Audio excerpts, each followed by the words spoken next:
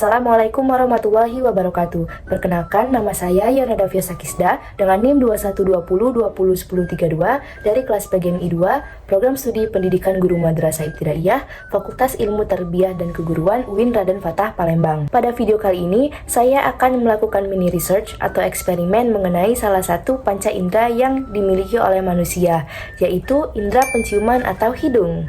Pada kesempatan kali ini, saya akan melakukan eksperimen untuk membuktikan dan mencari tahu bagaimana cara kerja dari indera penciuman kita dan bagaimana hidung kita dapat mendeteksi bau tersebut tanpa melihat wujud dari benda itu sendiri. Apakah cara kerjanya berkaitan dengan syaraf atau otak kita? Maka akan kita buktikan pada video ini. Eksperimen yang akan saya lakukan kali ini yaitu saya akan mencium aroma beberapa benda yang sudah saya siapkan dengan cara menutup mata. Setelah melakukan eksperimen ini, saya akan menjelaskan bagaimana mekanisme dari indera penciuman kita. Di sini, saya akan dibantu oleh teman saya untuk melakukan eksperimen.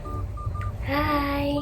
Pertama-tama, yang perlu kita siapkan adalah beberapa benda yang memiliki bau yang berbeda. Seperti di sini saya sudah menyiapkan bawang merah, bawang putih, ada kencur, daun jeruk,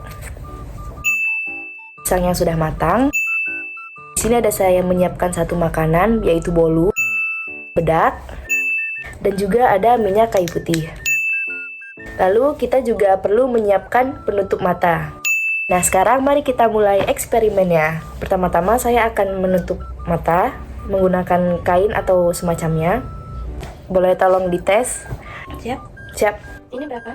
4, Ini? 3. Oke. Oh, pas. Oke. Jika sudah, mari kita mulai ke benda yang pertama.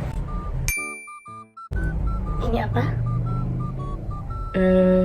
Bawang merah. Benar. Lanjut ke barang selanjutnya. Ini? Kencur. Benar. Yeay. Ini? Daun jeruk. Benar. Oke, lanjut. Ini? Manis. Pisang. Benar sekali. Yeay. Ini? Menyengat. Bawang putih.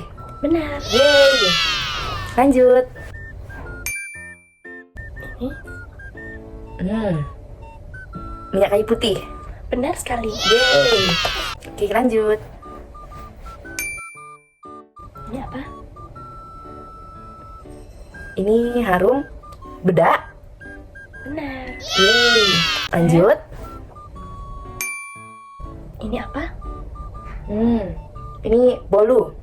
Yeay, benar. Yeay. Benar semua? Benar. Yeay.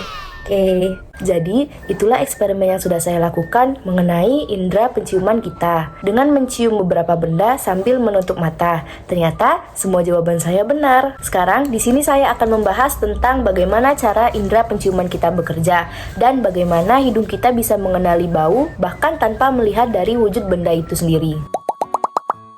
Jadi, bagaimana sih alur atau mekanisme yang terjadi pada hidung kita saat kita mencium suatu aroma sehingga dapat dikenali oleh otak? Jadi, cara kerjanya ini dimulai dari adanya molekul atau senyawa kimia dari makanan ataupun benda lainnya yang menguap dan masuk ke dalam hidung. Sebagai contoh, di sini saya sudah menyiapkan satu makanan, yaitu cenil. Cenil ini terbuat dari beberapa bahan yang dimana bahan-bahannya juga memiliki senyawa kimia atau baunya masing-masing.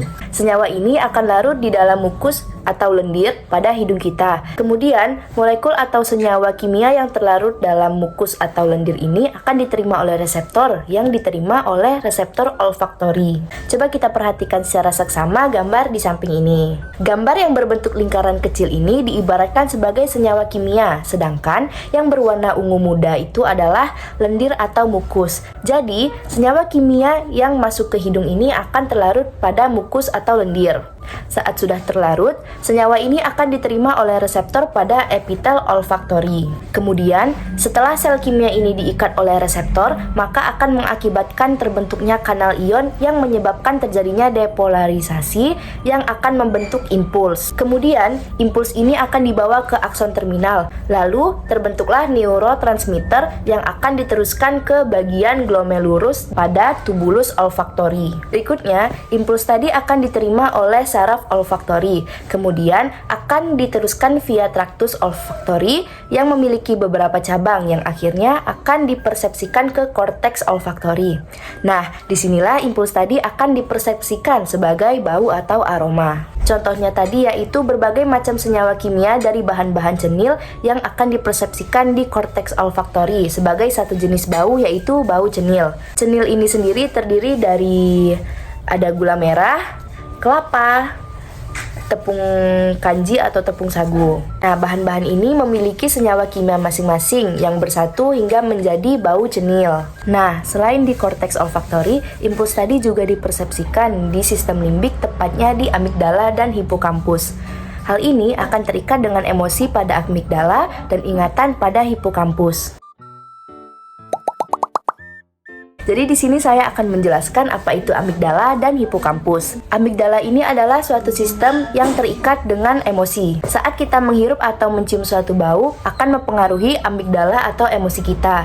Jadi, dengan menghirup bau tertentu akan menimbulkan emosi positif atau emosi negatif. Contohnya nih, saat kita mencium bau makanan kesukaan kita, maka amigdala akan menimbulkan emosi positif pada diri kita. Sebaliknya, ketika kita mencium aroma busuk atau tidak enak yang membuat kita tidak nyaman, maka akan menimbulkan emosi negatif pada amigdala kita. Selanjutnya yaitu ada hipokampus. Hipokampus ini adalah salah satu sistem saraf yang terikat dengan ingatan kita. Sebagai contoh, saat kita mencium bau soto, maka langsung akan teringat dengan masakan ibu di rumah yang membuat kita segera ingin pulang ke rumah. Nah, hal tersebut adalah bentuk dari memori yang terbentuk di hipokampus. Jadi, hipokampus ini terikat dengan memori atau ingatan kita. Jadi, itu dia mekanisme dari indera penciuman kita yang pada akhirnya dapat dipersepsikan sebagai suatu bau pada otak kita. Sekian penjelasan dari saya, semoga bermanfaat. Wassalamualaikum warahmatullahi wabarakatuh.